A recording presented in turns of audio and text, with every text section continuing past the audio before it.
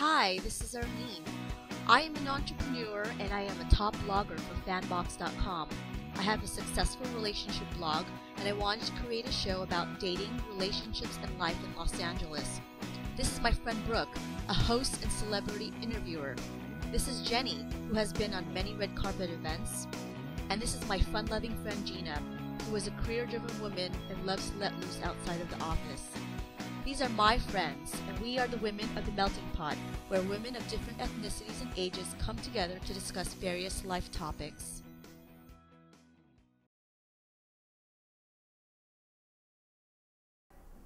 I think there is a possibility that there is one person out there that just completes you exactly. Yeah. I need to speak to that because I feel like you complete me is kind of like the N-word for me. Yeah. Because it's like, no, I'm a whole person, you're a whole person. You don't complete me, I complete me. So right. Please explain what that means because You're just like a decoration. I can't stand that. You complete at a wedding when they say it, I'm like, I'm gonna kill myself. You complete me? No. I think most women, they just want someone there, so they have this kind of lack and needing to fill up their life with this man rather than being a whole person, having all these things. Be like a positive addition to your life. Exactly. So how about you say, you add to me? I think you just want someone.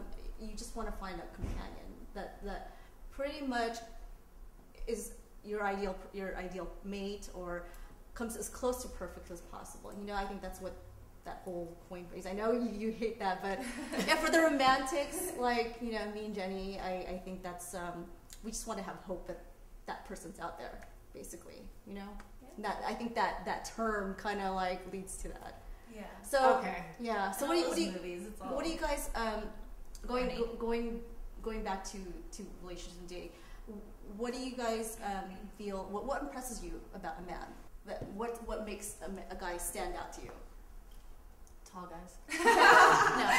No. Intelligence, definitely. Like we were saying last week about the bad guys, I've kind of found that not all the time, but a lot of the times the bad guys aren't really the smartest of guys. Mm-hmm. So after being with all them, it's intelligence. Like I think writers and people that really have something to show for themselves are really impressive to me.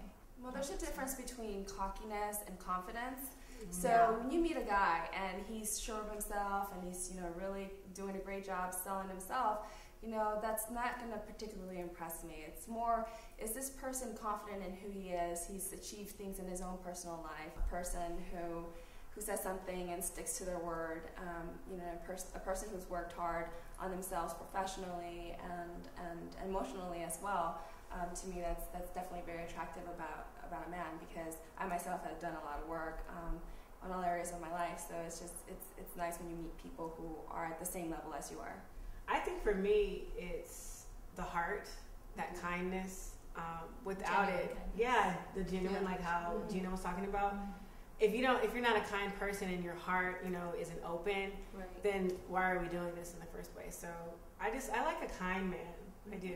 For me, a guy's intelligence is probably one of the most important things. He has to be smart. He has to have a brain and be able to think for himself.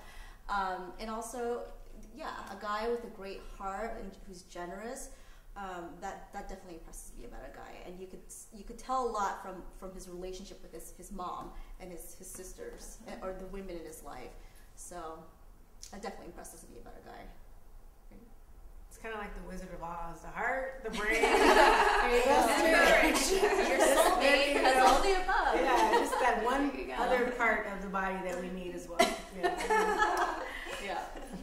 So switching back on that, what do you guys think about what separates a boy versus a man? The guys that are playing around with all the girls, it's because they're immature, but they think they're the man because they have all these girls for like their ego. Yeah, the boys but are like the players men still. don't need that sort of boost in their ego, Right? Because they know who they are. Because they're complete. They are. I think a boy is still about playing games. Yeah, whereas a man is driven, he's focused, he knows what he wants. He goes after it. Boy still kind of like playing games, doesn't know what he wants. A man says something Yeah. and he sticks to it and Yeah. he delivers on it. Right. Even if he changes his mind halfway that, you know Yeah. what, this was a bad idea, at least what he said or promised, he follows through with. Well, that's it again for the Melting Pot. Thanks again for joining us. We'll see you guys next week.